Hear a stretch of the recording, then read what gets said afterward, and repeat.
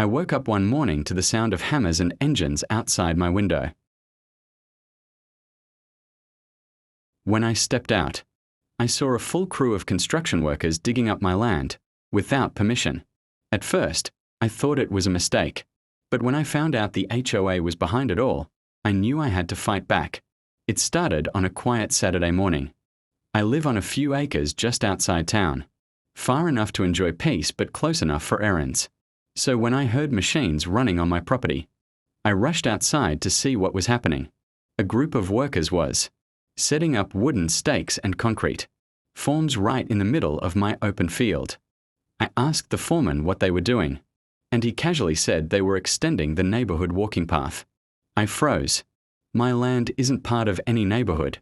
It's private, fully registered under my name.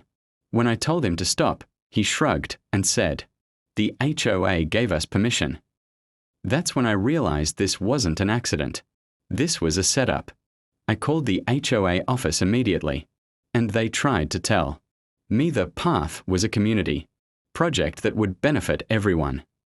I told them it was trespassing. They claimed the land was part of a future easement, something that didn't exist on my property records. I checked my documents that night, and sure enough, every inch was legally mine. I even called the county to verify, and they confirmed there were no easements or HOA claims. The next day, I returned to find even more workers digging holes. I warned them they were trespassing, and that I'd call the sheriff if they didn't leave. Within an hour, an officer showed up, but surprisingly, he sided with me. After I showed him my deed and the county records, he made the construction team stop immediately. The HOA president showed up soon after, fuming and claiming I was blocking community improvement. But here's the twist. When the county officials reviewed the HOA's paperwork, they found they had forged boundary documents to make it look like they owned part of my property. That's a serious offense. The county halted their project and fined the HOA heavily for illegal construction and falsifying documents. A few weeks later, the president stepped down, and the HOA had to publicly apologize.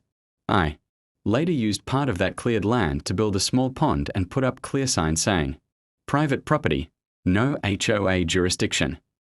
It felt amazing to reclaim what was mine.